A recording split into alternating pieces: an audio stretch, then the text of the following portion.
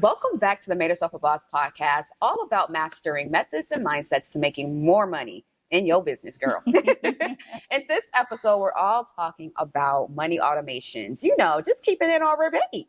And laugh with us. I'm sorry, straight face. Laugh with us. And what will that look like for you, and how can that benefit your business as it grows without crying, right? So when I think about money automations, I think about what actually makes it happen. And for me, that's the systems, besides the mindsets, which you can get in the last episode, but the systems that make it happen, and how crucial it is on the back end side of things, as you love to say, as we call here, the customer journey, to making it happen. And I believe that when you do not have those things in place, you cannot have consistent money, and your money is not automatic for you. It's not. And so what makes it grace and ease, don't get us wrong, it is easy, but just that time that you take ahead of time, the time that you take initially to really plan out the entire strategy, plan out the entire customer journey, which we're going to be getting into. That's really how you get to automate it, because you have to have it first planned out in order to tell these automations what to do, in order to have these procedures, in order to have all these things flowing to where you can duplicate yourself, or things could be happening without you having to manually do them, making it easier for you to receive money and making it easier for your client to pay you. Right. So that initial work, like we said, easy. We didn't say zero work. We didn't say, on the beach starting today and the money just supposed to fall from the sky. There's just some initial planning, some initial clarity that has to happen. But once you do, oh my gosh, the way it can just carry you for years and for years, just with little tweaks here and there. Okay. Is how I like to put it, right? I mean, I'm still sitting off the systems that I made 2 years ago when I first started. When I first started my business. So, and forgive me if I'm just bouncing around.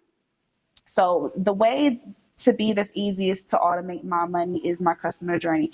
I use a CRM. I've tried a few different ones, but what are some of the different ones that you've tried?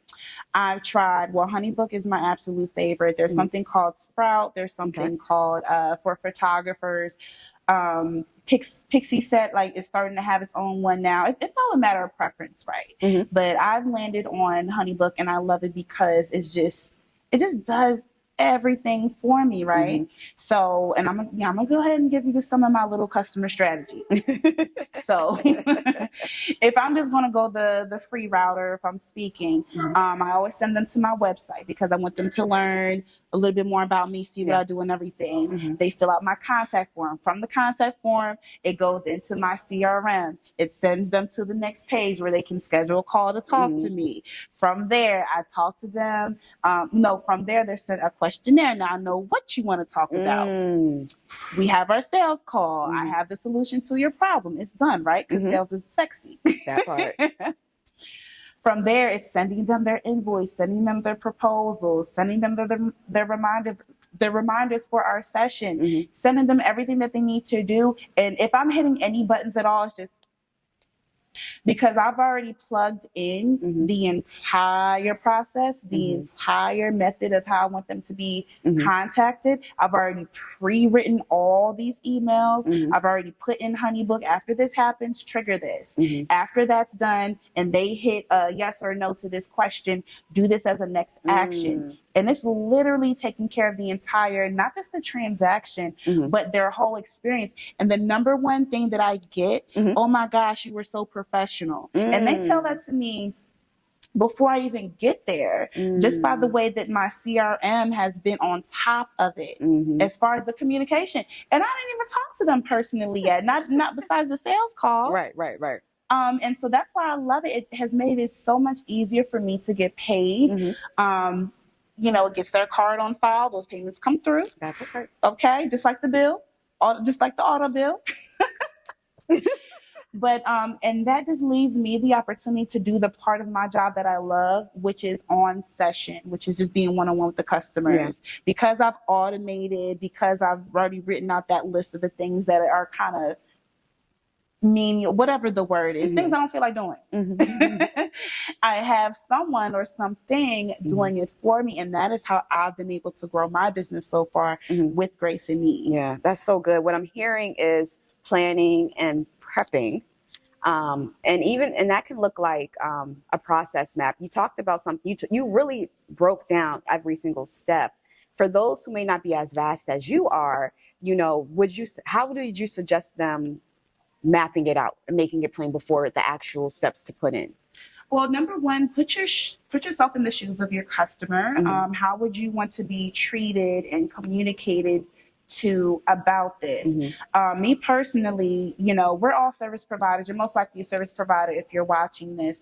We want to come off as professional. We want to come off as this is a luxury experience. This is something I'm paying good money for, so I want to be treated as such. Yeah. So putting myself in the position of the customer, I want to be contacted right away with some follow-up. Mm-hmm. I want some confirmations. I want to be able to reach you within your business hours and know that you're getting it. Mm-hmm. I want to go into this, even gives a portal for my clients, right? Nice. Yes, yes. So that they can go in and change their calls with me if they need to. Okay. So I first put myself in the position of the customer, mapped out what I would want to happen.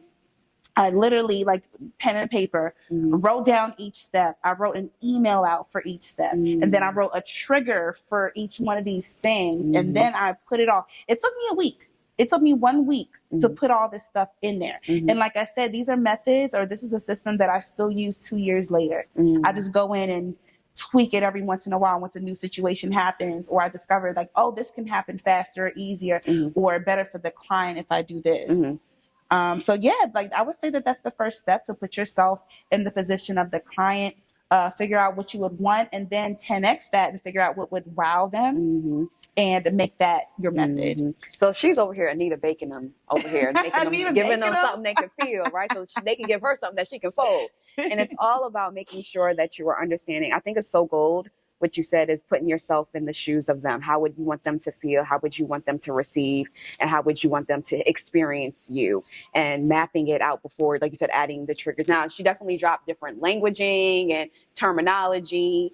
That as she broke down every step that she took to create her process flow, from beginning to end for her customers, right? And we want you to do the same. We want you to take a piece of paper out and map out, those things, and then look at it. What can I automate? What can I make easier? What will make this customer feel amazing, right? Because everything is how you're making them feel, which is why they give you something that you can fold in your hands, right? So you want to make sure that you're doing that and making it plain for them. When it comes to money automation, Brittany, what are some things that you're seeing entrepreneurs do that stop the money from automatically coming into their? Where do I start? Now, if this is you, maybe it's just meant for you to be triggered. I'm going to say that. But as a professional, please stop accepting Cash Apps and Venmos and stuff like that. It's not that, those are quick methods, and I know that it skips the processing fee or whatever, but you're subconsciously telling that client that you're not as professional as you're coming across. Those systems are created for friends to exchange money, or you send some money to your mom, or send some money to your significant other just because they're having a bad day, or pay a friend back for some food that they spotted you on. Right. Those are not meant for businesses. When you pay your bill, when you pay for when you are paying for a service, when you're going somewhere important and you are paying for something, you have expectations. What is the method that you are paying them through? And most likely they have a professional payment portal to do so. So for me, again, it's Honeybook. For those who don't have something established yet and you just need something quick, you were lucky enough to land a sale today, there's PayPal Business, there's Stripe. There are so many different things that you can do that shows that client that you are handling this in a professional way. The plus side of having a system like that, though, especially for me with Honeybook, I'm just going to go ahead and put it in the description box at this point, is that once a client books with me, especially if they do a deposit situation, their card is on file. Per our agreement, which they can also sign through my CRM system. The rest of that is going to be due, on X date. And guess what? It's going to go and collect that money from me. You've signed, you've agreed to it. I've verbalized it, and it's going to go ahead and collect that money. When I first started and I wasn't keen on the CRM systems, I was using Cash App. Mm-hmm. I was using regular PayPal. Mm-hmm. And oh my gosh, the waiting for people to just pay me I didn't know was that. crazy. And it's because things were not put in place to hold them accountable. Besides just putting their card on file, I didn't Right. have like a e-signature thing Mm-hmm. for their contracts that Yeah. could be done in like a snap. I didn't have all of that. Right. It was just going off of, I verbally made the sale with you. Now I'm just going to wait for you to pay me. Mm-hmm. And that's it. And the stress of waiting to be paid, I mean, that's enough. I can understand why some people want to quit. But since I've been a part of Made Herself a Boss, and I've educated myself, and we've educated other ladies on how to easier get paid, it's been a breeze, and it's been able to help me each year. I've almost doubled my income since Did getting y'all a hear what you just CRM. said? Each year, I've almost doubled my income by getting a CRM, by making it more professional and easier for me to get paid. Yeah. So that's how important it is. Yeah, you touched on something too good, perception with the payment portals, right? When you think of money exchange, I also think about trust, that this person trusts me enough to pay me, right? And if I'm going to show up, I'm going to be perceived, like you said, as professional. So let me make sure I have the right thing so that they can trust that their money is being put in a professional setting, right? You know that there's, scammers, there's all these things. But if I'm showing up correct and I'm showing them the level of trust that I have in myself and my business, then they're going to give you back the trust, which is the money, and they're exchanging it in a trustworthy way. So I think that's important. Yes. And then of course, we'll get the buyback that, well, now Cash App all says something about businesses. Well, yes, they do. But when you go buy your car, or when you go pay your mortgage, or where you go, Where they collect the payment. are you Cash Apping them? I'll be looking at them a little sideways. Why am I Cash Apping you? You wouldn't trust it. A couple, a K or two. Well, like what's really happening? That with feels this a little money? uncomfortable. And what you don't want is a person to feel uncomfortable. Yes. That's what we're trying to get you to understand. We don't want that uncomfortability when it comes to cash and exchange, right? We talked a lot about money mindsets in a couple episodes ago. So we want to make sure that you guys are understanding, like, we want you all to be perceived as professional, because we know you are. Even when you are just starting or continuing to grow, we want to make sure that you guys are establishing trustworthiness first upon people who are going to give you money. So that's a big thing. So I know we talked about a lot. We're going to go to a quick commercial break and come right back to continue the conversation on money automations. Did you know that the average Black woman business owner only makes $24,000 a year in her business? Doesn't that bother you? Well, it should. Let this be the year that you take your business seriously by getting clear to get paid by the clients who excite you while building a business that serves you financially and defies the statistics. This is your time. If you're experiencing inconsistent cash flow or traction, if you're undercharging or undercutting your brilliance, and the people who need you simply can't find you, along with a few other factors, you're keeping your business from growing. You need to be at the Made Herself a Boss live event. This is where we'll teach you the structure, strategy, support, and systems you need to make more money consistently in your business. We'll break down everything into 2 parts. Part 1, we'll be covering the vision, the support, and the strategy. And in part 2, we'll be helping you create the plan. This is your pricing, your crafting of your offers, and creating your action plan. By the time you leave, you will be ready to get to the next money-making level. So register today at madeherselfaboss.com, and we cannot wait to see you there. All right, welcome back. We took a break. I'm happy that you're back with us. So let's continue the conversation a little bit more on money automation, specifically towards payment plans, right? Yes. And I like to say, and you let me know if you disagree. Let me know if you disagree, but I like to say a payment plan is a courtesy, right? I do remember a time when I needed a payment plan, and sometimes still may need a payment plan, but it is a courtesy in that the full amount is still due. Yeah. Right? When I think about money automation and giving the courtesy payment plan for others, to help break that down, I do think that it comes at a cost. So for an example, if your paying full thing is $2,000 for the sake of the example, and someone needs a payment plan, perfectly fine, right? I would add on an additional cost to that. So it may look like, I'm gonna make it up, but $2,100, right? For the sake of the cost of the payment plan, what it's costing you to do so. And then you break down the payment plans however you decide to in your business, which keeps the flow coming in automatically monthly. We talked about in another episode about backing into the number. And when you're looking at that number, what's coming in every month, you know, your sales and revenue, what's coming in every month. So when you're having that payment plan accounts for that automatic money that's coming in monthly, right? That's helping you towards your monthly sales goals, whatever you may have it, to come into your business. So also taking that into account when you are planning out that payment plan. So let me ask you, when you have customers and they're asking for a payment plan, if they ask for a payment plan, how do you decide what that is? Well, most of my packages, after I'm done my sales call with them, I most likely in that moment know what to cost them. You know, because I've done that strategy work and I've done that planning, I already have some set packages and I can determine which one it will be best for them. My go-to one, more times than not. And just me knowing my audience, where I'm currently at, I can kind of determine whether they may need a payment plan or not. So it's kind of my fail safe, and that could be me just needing a little bit more mindset work as well. When I know that I have the best solution for them, but from our conversation, knowing what situation they may be in, which what's in their pocketbook is actually none of my business. That part. Sometimes I'll let them know about the option. Now, I find it very interesting that you know, I agree with you that it should be a courtesy. And I remember you talking to me not too long ago about like when it's done in a payment plan, just, you know, charge a little bit more. And that makes a lot of sense, because how many times have we signed up for like a service or software or something? Now, how they frame it is if you pay this monthly rate, it's this much, but if you pay it by the year, you save a certain percent. They frame it in that you're saving money. Versus, oh, you have to pay more. So psychology is really on in how it's put out. And I think that that's wonderful. So yeah, when I do it based on, again, what I know my clientele is, because I am moving on up.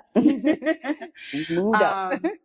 And just me being intuitive on the sales conversation, it may or may not get offered. If it's under a certain amount, so if it's under like a few $100s, I usually don't offer it. But if it's over that and I can see that that would be more beneficial, I'll go ahead and sign them up. As soon as they do that initial deposit, you know, that card is on file. That part. It's in my proposal when the payment dates are going to be. For how long it's extended. I usually don't extend it out like too many chunks. And then the money comes out because the card is on the system. You sign my agreement. The money's owed. I'm going to come and do my part of my position, and your payment is your part of the position, and it's just there. So that's another thing that's kind of built into my customer journey that just makes it very easy.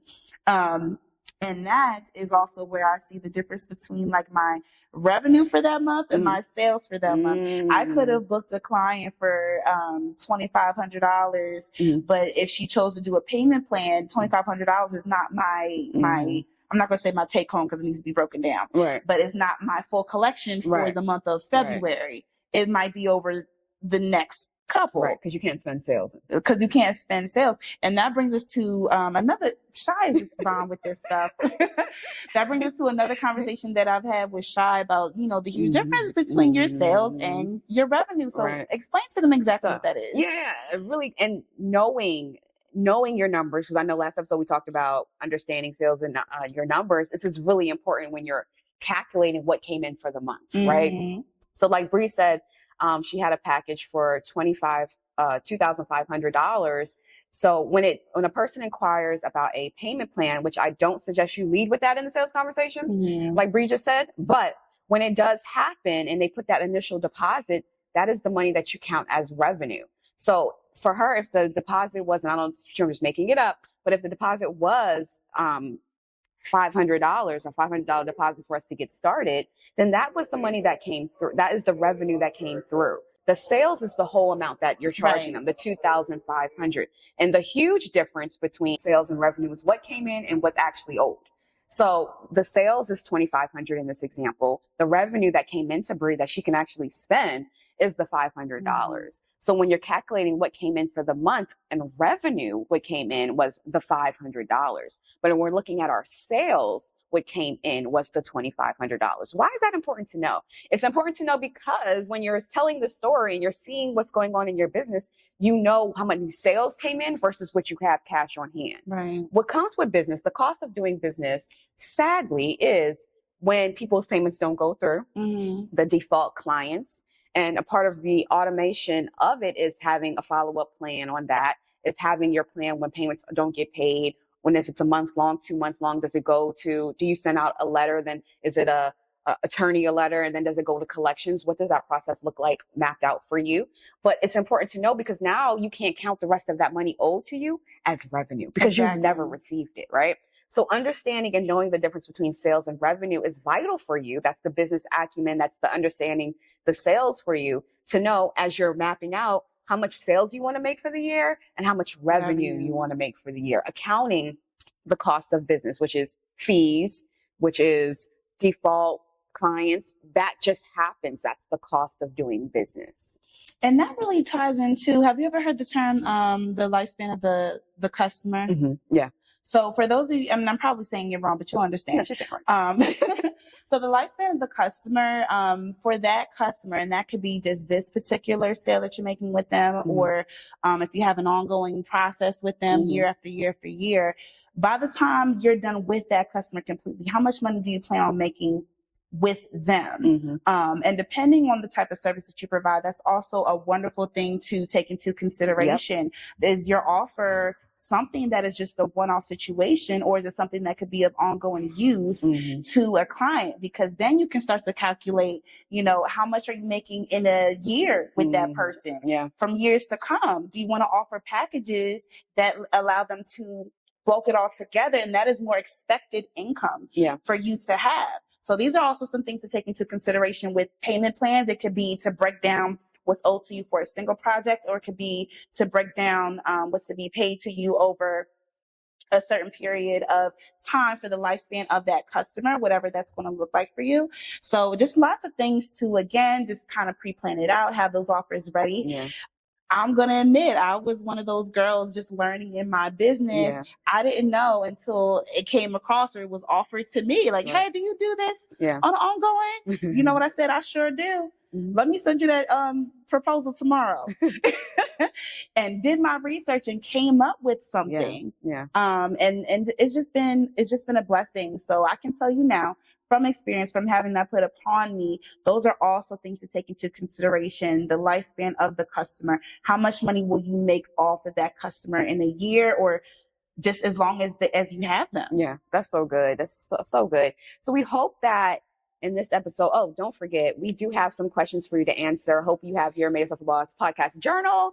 Pull it out. You know, at the bottom of our show notes, we have 3 or 4 questions that we want you to dive into and answer. You know, the purpose of these journal prompts are not for you just to look and read and say, oh, this sounds good, but it's for you to gain clarity, to gain guidance on what you need to do, and a deep dive in yourself, because in order for you to make more money, you have to master it. And in order for your business to grow without grind, you have to have these things in place. So we want you to really make sure that you're diving into these journal prompt questions that we have. And let me add the and also that you're meeting us in April, because Made Yourself a Boss Live is happening. We're going to be We're going to be helping you plan this stuff out in the room. You're going to be getting coaching from us. You're going to be getting clarity. You're going to be getting all the things you need so that profiting in your business and money automation is easy for you. It's so possible for you because you know it is. So we're just going to help you plan it out and make it plain and simple for you so you can go ahead and execute, right? So answer the journal prompts. Go ahead and get your ticket for Made Yourself a Boss Live. We're excited to serve and see you there. And this is going to be the end of our episode. If you have any questions, you can DM us. Please write us a review. When you write us a review, it expands our exposure to so many more women that we want to impact and get this information out to. So write us a review, do your journal prompts, get your ticket, and we will see you on the next episode.